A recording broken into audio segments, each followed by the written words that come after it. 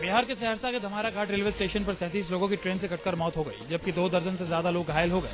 हादसा उस वक्त हुआ जब रेलवे स्टेशन पर उतरे लोग पटरी से गुजर रहे थे, तभी दूसरी पटरी पर राज्य रानी एक्सप्रेस आ गई। लोगों को संभलने का वक्त तक नहीं मिला। राज्य रानी ट्रेन सहरसा से पटना आ रही थी। घटना उस समय हुई जब सहरसा मानसी रेल खंड के धमारा घाट स्टेशन पर सहरसा समस्तीपुर अप और डाउन दोनों सवारी गाड़ी पहले से ही खड़ी थी। इसी दौरान सहरसा से पटना जा रही सुपरफास्ट ट्रेन राज्य रानी पहले से खड़ी ट्रेनों के बीच से रफ्तार में गुजरी। मानसी रेलखंड का धमारा स्टेशन के पास मां कात्यायनी का एक मंदिर है, जहां पूजा के लिए लोग जमा थे। सावन महीने के आखिरी सोमवार और सोमवारी मेले की वजह से बड़ी संख्या में श्रद्धालुओं की भीड़ थी। वे मंदिर में जल चढ़ाने आए थे। स्पीड में आ रही ट्रेन से बेखबर लोग ट्रैक पर दूसरी तरफ मंदिर की ओर जा रहे थे। इसी दौरान वे ट्रेन की चपेट में आ गए।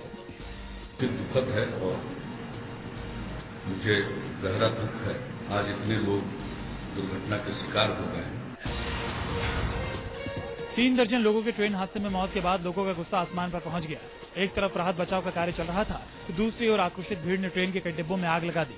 घटना स्थल पर पहुंचने में राहत कर्मियों को देरी से लोगों का गुस्सा और भड़क गया। दरअसल सावन का आखिरी सोमवार होने की वजह से छोटे से धमारा स्टेशन पर मुसाफिरों की काफी भीड़ थी। स्टेशन के करीब मौजूद कात्यायनी देवी का मंदिर में गंगाजल चढ़ाने श्रद्धालुओं का सैलाब तो उमड़ा था। स्टेशन पर पहले से ही 2 ट्रेनें खड़ी थी। कई मुसाफिर ट्रैक पार कर दूसरी ओर जाना चाहते थे, तभी दंदनाती राज्य रानी एक्सप्रेस उस ट्रैक पर आ गई। हादसे की जानकारी मिलते ही पटना से दिल्ली तक हड़कंप मच गया। मौके की नजाकत को देखते हुए दिल्ली में रेलवे बोर्ड के चेयरमैन खुद हादसे की जानकारी देने सामने आए। ये ट्रेन एक सिग्नल मूवमेंट पे आ रही थी और कुछ यात्री नॉन प्लेटफॉर्म साइड के उतर के पटरी पे खड़े हो गए थे या चल रहे थे, जिसकी वजह से ये रन ओवर का हादसा हुआ है। बिहार के खगड़िया में हुए ट्रेन हादसे पर सियासत भी शुरू हो गई है।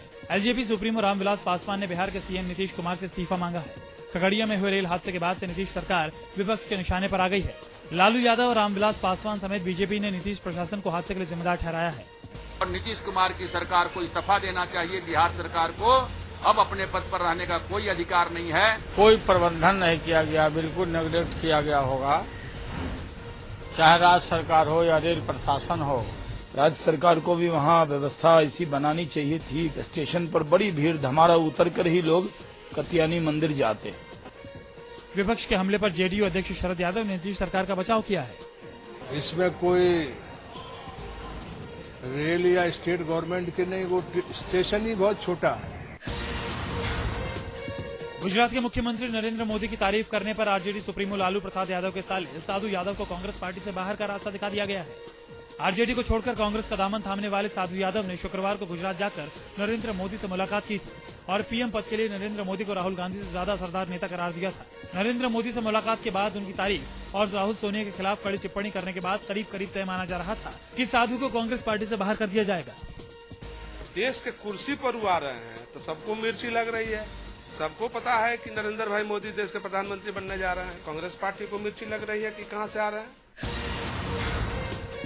कांग्रेस के लिए नरेंद्र मोदी उनकी राह के सबसे बड़े रोड़े हैं, तो बीजेपी के मिशन 2014 की सबसे ऊंची दाव है नरेंद्र मोदी। यानी नमो के नाम पर बीजेपी कांग्रेस से अखाड़ा में भिड़ने को 24 घंटे तैयार रहती है। उधर कांग्रेस महासचिव दिग्विजय सिंह ने नरेंद्र मोदी पर वार किया कि इधर बीजेपी प्रवक्ताओं ने म्यान से तलवारें खींच ली।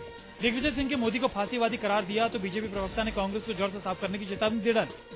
भय का, भूख का या भ्रष्टाचार का जो जड़ है, जो उसका असली कारण है, वो कांग्रेस है। बेईमानी के वृक्ष को हटाना है तो कहीं न कहीं कांग्रेस मुक्त भारत के निर्माण की कल्पना करनी होगी।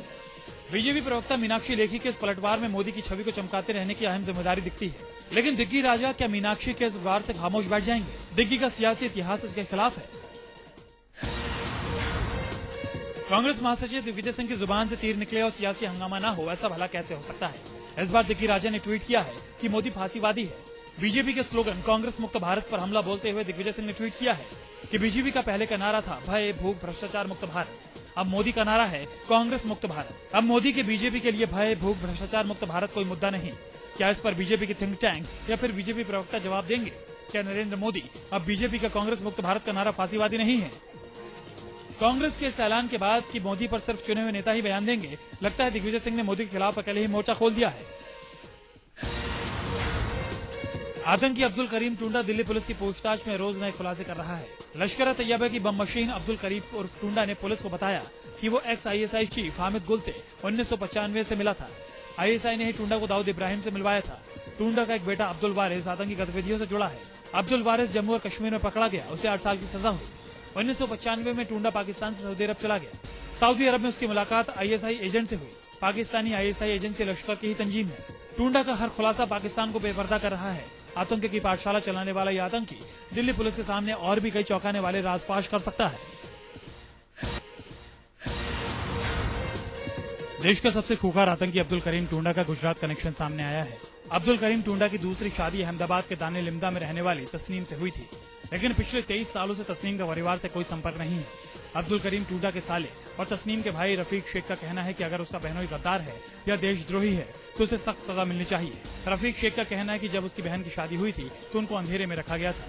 उस वक्त अब्दुल करीम टुंडा फर्नीचर का काम करता था और करीब 7 साल अहमदाबाद के बहरामपुर कबाड़ी मार्केट में गुजारने के बाद वो दिल्ली चला गया था, जिसके बाद रफीक को उसकी कोई खबर नहीं मिली। कई सालों बाद जब 1994 में CBI ने रफीक से पूछताछ की तो पता चला कि उसका बहनोई आतंकी है।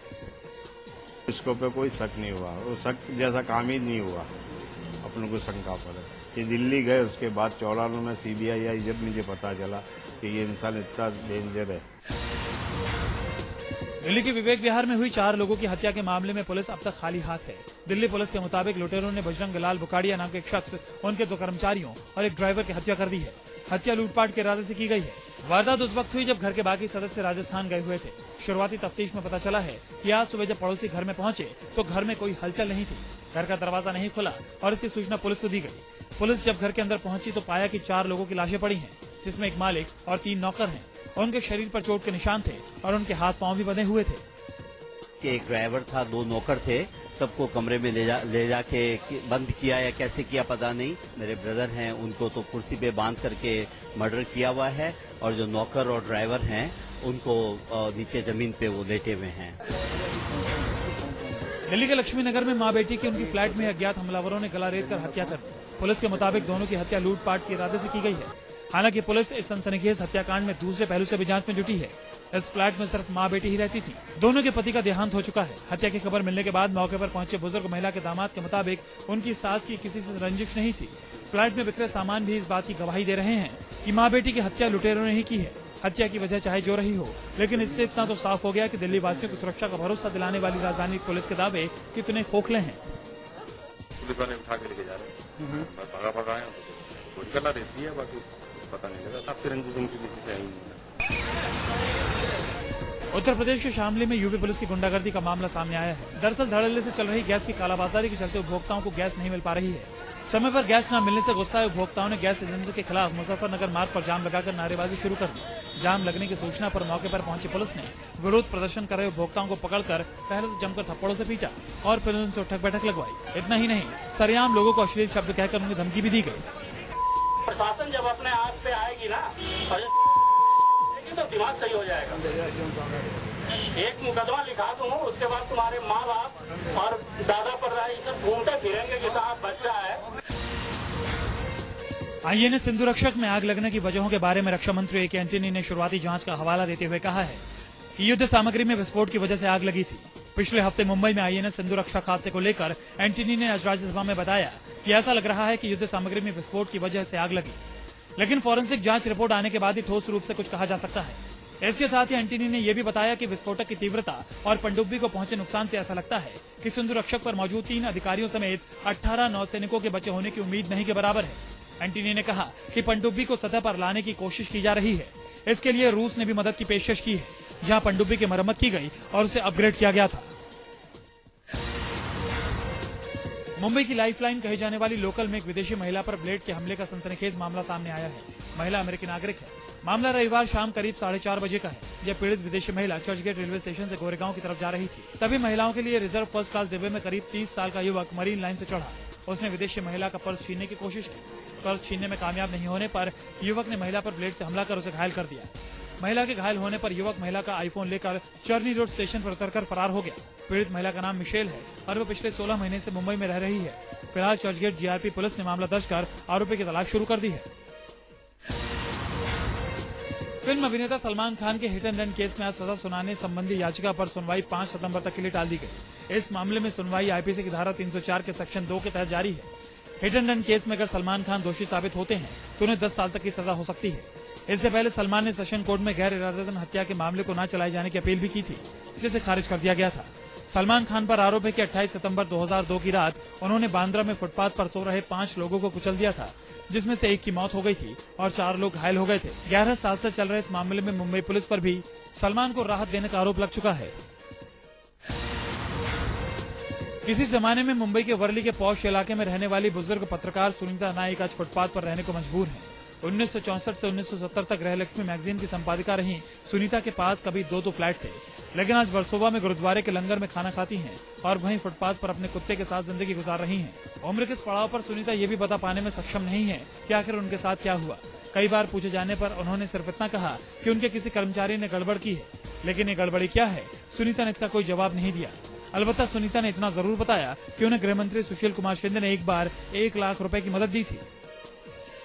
मदद की 1 लाख रुपए की मदद की जून 29, 2012 में लास्ट ईयर। काम नहीं तो वेतन नहीं और आजमा लगाए जाने के बावजूद भी आंध्र प्रदेश के सीमांध्र के सरकारी कर्मचारियों ने सोमवार को अपनी बेमियादी हड़ताल जारी रखी। राज्य सचिवालय सहित सीमांत संभाग के सभी दफ्तरों के करीब 3.25 लाख सरकारी कर्मचारी पिछले 6 दिनों से बेमियादी हड़ताल कर रहे हैं।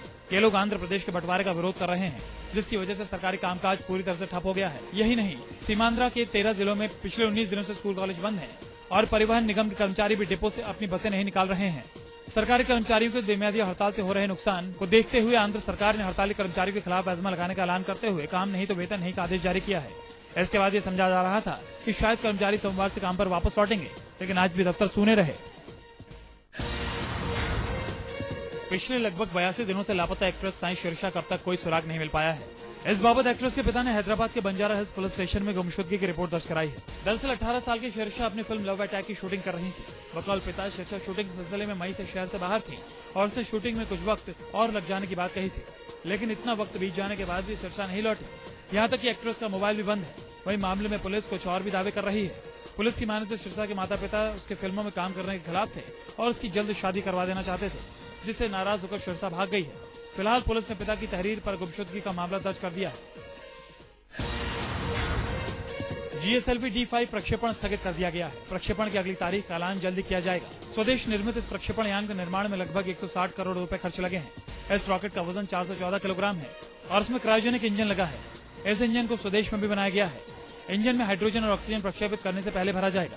भारत ने 1990 में रूस से क्रायोजेनिक इंजन के लिए समझौते किए थे, लेकिन अमेरिका ने मिसाइल तकनीकी नियंत्रण समझौते की आड़ में इस पर अपनी आपत्ति जताई थी, जिसके बाद भारत को रूस से क्रायोजेनिक इंजन देना बंद कर दिया था।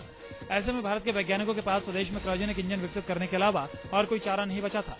भारत ने साल 2010 के GSLV D3 विफल परीक्षा के बाद क्रायोजेनिक इंजन की खामियों को दूर करना शुरू कर दिया और फिर से इंजन को नए डिजाइन के साथ विकसित किया गया। डॉलर के मुकाबले रुपए में फिर रिकॉर्ड गिरावट दर्ज की गई है। अंतर्राष्ट्रीय मुद्रा बाजार में रुपया अब तक के सबसे निचले स्तर पर पहुंच गया है। सोमवार को $1 की कीमत 63 रुपए 22 पैसे के रिकॉर्ड स्तर तक पहुंच गई। शुक्रवार को डॉलर के मुकाबले रुपया 61 रुपए 65 पैसे पर बंद हुआ था। वहीं रुपए की गिरावट का असर शेयर बाजारों में भी दिखाई दिया। सेंसेक्स में जहां 290 अंकों की गिरावट दर्ज की गई, वहां निफ्टी में 93 अंकों की गिरावट दर्ज की गई। जानकारों का कहना है कि बाजार की हालत अनिश्चय वाली है। सोने की बढ़ती कीमत, ब्याज दरों के बढ़ने और फिर बढ़ने के आसार और अमेरिकी अर्थव्यवस्था के मजबूत होने का असर भारतीय रुपए और शेयर बाजारों में दिखाई दे रहा है।